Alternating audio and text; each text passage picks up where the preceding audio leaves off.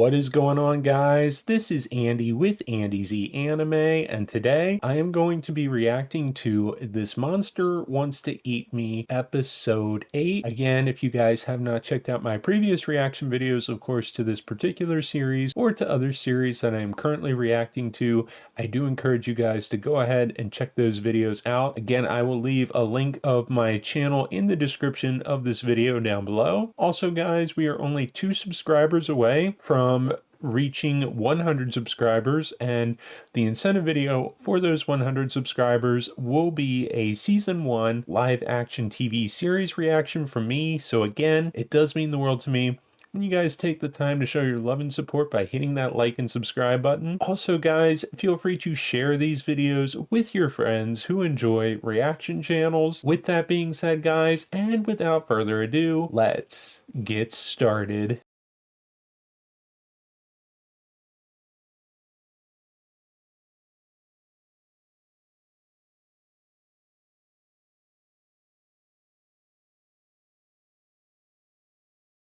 Agree to disagree on that part.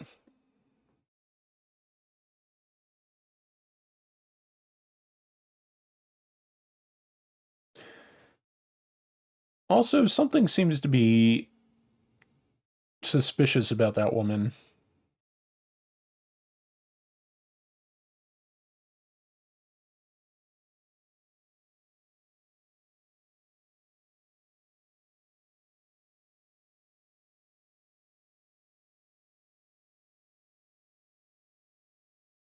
This kind of leads to the withheld information that Shiori holds over Hinako.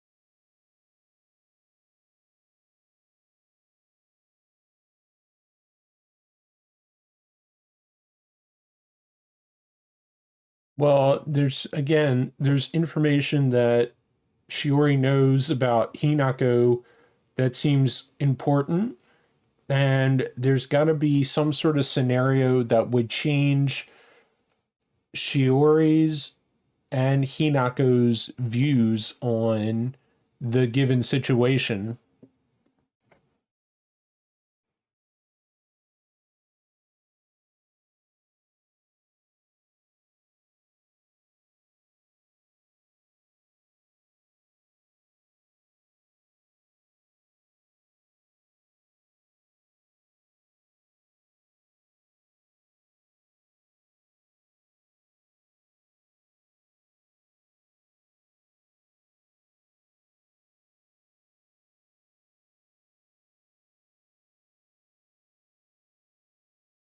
Is she about to attack Hinako?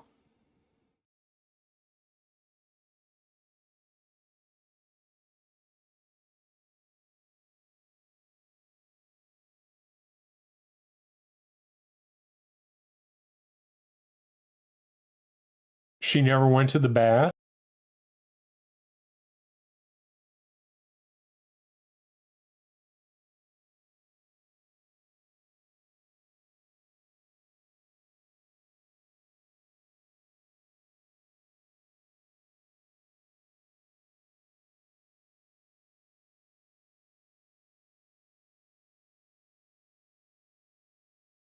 Ew.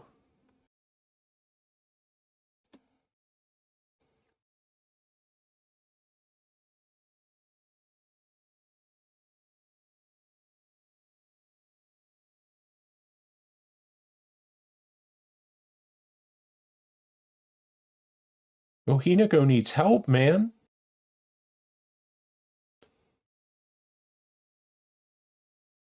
You became a yokai?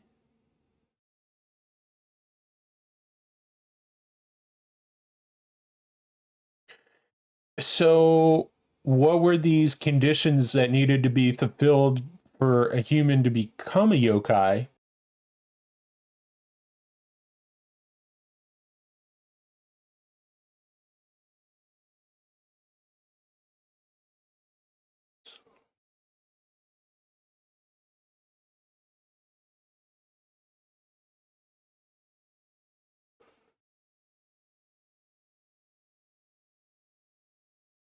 Shiori about to step up, man.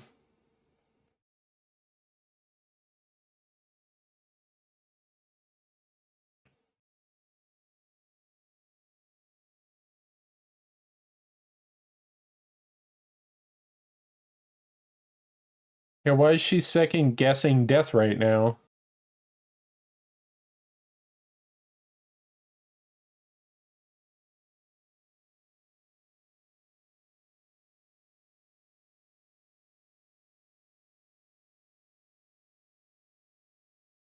Oh, she got cut.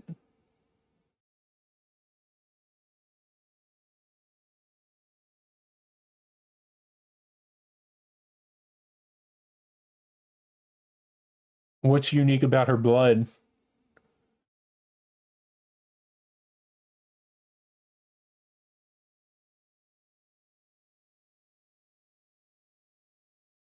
When would she have received blood again?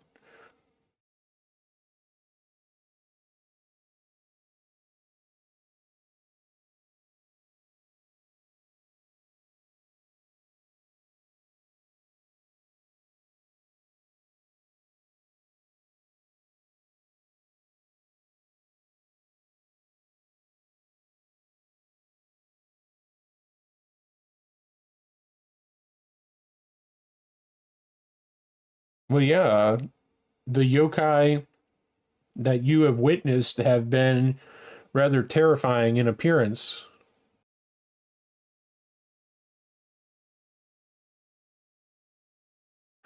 So it feels like Hinako faintly recalls potentially seeing Shiori's true form, at least.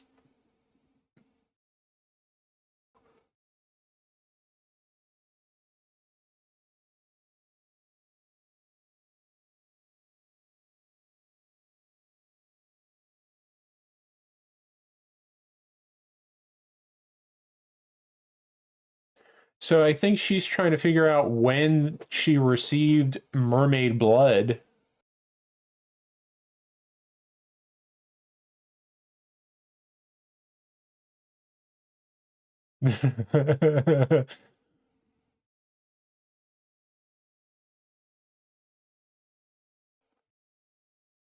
Well, to be fair, Shiori sensed something was off about her, but she ended up keeping that information to herself.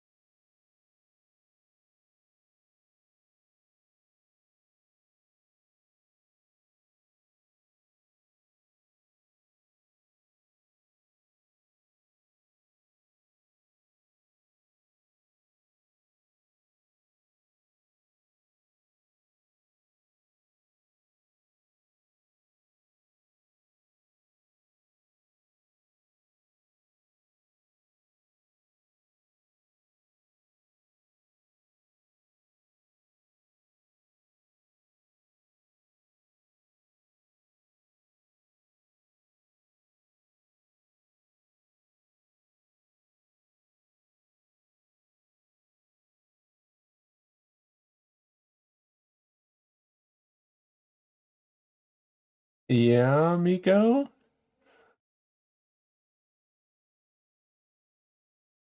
So now we experience a sense of weirdness with Hinako and quick healing. Could this be part of her hidden or late awakening yokai powers?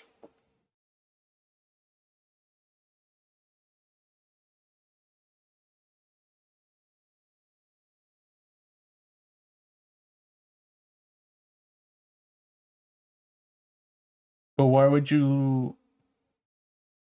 I feel like she lied to Miko there.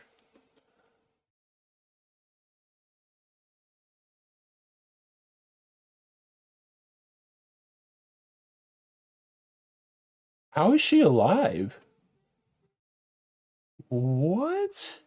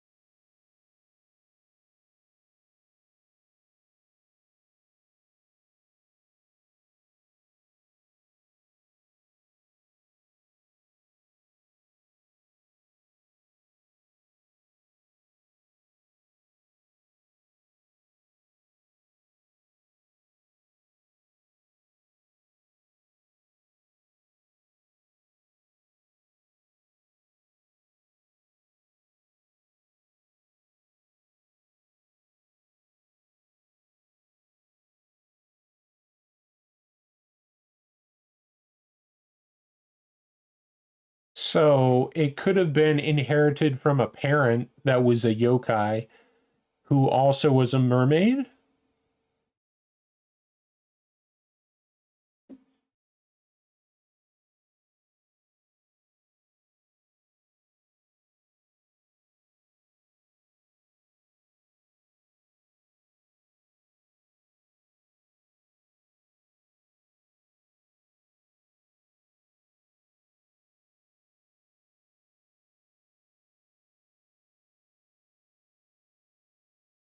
Well, maybe not in the sense that Shiori explained it.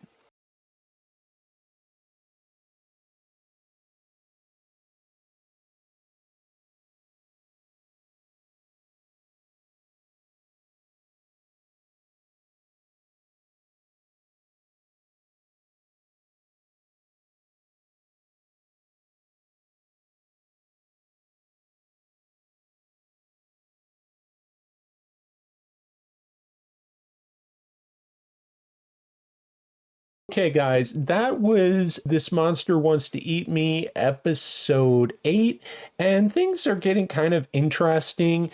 Again, I feel like more questions have kind of surfaced instead of answers, but things are looking rather interesting to me because now we get the sense that Shiori, again, I feel like Shiori knows a little bit more information that seems to be important surrounding Hinako, and we don't know all the answers yet, but we do have more questions, of course, that surface. That being that it seems that Hinako's wounds heal rather quickly, and I don't know if that's part of her potential late awakening yokai abilities that she's unaware of yet. And Hinako again tries to make an effort into considering Shiori a friend, but Shiori doesn't necessarily see, or I don't know if it's see or necessarily value the current relationship that she and Hinako currently have, to the point where she doesn't necessarily see Hinako as a friend, but rather as a means of somebody to use to achieve whatever goals they have. And there's some other curious things happening. We see that the woman who has a similar scent to Hinako turns out to be a yokai, and that part was rather intriguing because Shiori seems to have known that something was off about this woman, but again kind of kept that information to herself. And Hinako witnesses this woman become Ayamo, become a yokai. And what was interesting about that perspective was that Ayamo talks about that she was human but then became a yokai, but doesn't really explain any of the potential conditions that are required for a human to become a yokai outside. Personally, my thoughts are that like you could obviously inherit the yokai traits if you probably had a parent that was also a yokai, so it would make sense that you could potentially become or gain yokai like powers, at least from a genetics point of view. The fact that you could be changed into a yokai needing to be required, or requirements or conditions met in order to become or change from a human to a yokai. Now, in the previous episode or the episode before, we get Shiori explaining the creatures that are in between yokai and humans that die at sea. So it wouldn't surprise me if there are other entities or creatures that are yokai on land, or at least somewhere in between human and yokai on land as well. So there is that possibility, but they haven't really explained if Ayamo is one of those land type something in between creatures. But it seems that from Ayamo's point of view that she is a yokai but was a human at one point. And so the two other strange things that kind of come up as potential questions to the mystery is Ayamo, when she goes to attack Hinako, she senses some mermaid yokai blood mixed in with her own blood. So whether that was a genetic trait passed down from one of Hinako's parents before the accident, or something happened involving Shiori when Hinako was little and perhaps was somewhat involved with Hinako's family's accident, but hasn't really come forth with that information yet. And it would seem that Hinako, seeing Shiori go into her full mer yokai form, gets this faint feeling that she has seen Shiori at some given point in her past, but she can't really recall the exact moment. So I'm waiting to find out in the next couple of episodes, hopefully, where Shiori will be a little more forthcoming with information in regards to her connection with Hinako, and perhaps any relation to, or in relation to, the family incident that occurred to Hinako when she was younger, and what her promise is, or at least what Shiori's intentions are with Hinako, seeing that she already made a promise to Hinako to eat her at a certain point when she secretly pledged herself to a degree to Hinako. And now that Hinako realizes that Shiori might not be able to eat her because of the mixed blood in her, flowing in her now, that she won't be able to be eaten by Shiori like she promised. So I feel like there's going to be a bit of frustration or disappointment between Hinako and Shiori, and it's weird now that Shiori seems to be a little more distant with Hinako after this incident at camp. So I am looking forward to seeing what answers are to come in the next couple of episodes. Again, rather interesting aspects popping up in this episode. And as always, guys, if you guys like this video, please be sure to hit that like and subscribe button down below for more video content. And remember, guys, we are aiming for 100 subscribers next. So again, it does mean the world to me when you guys take the time to show your love and support by hitting that like and subscribe button. This is Andy with Andy Z Anime. I hope you guys have a great day, and I will catch you guys next time.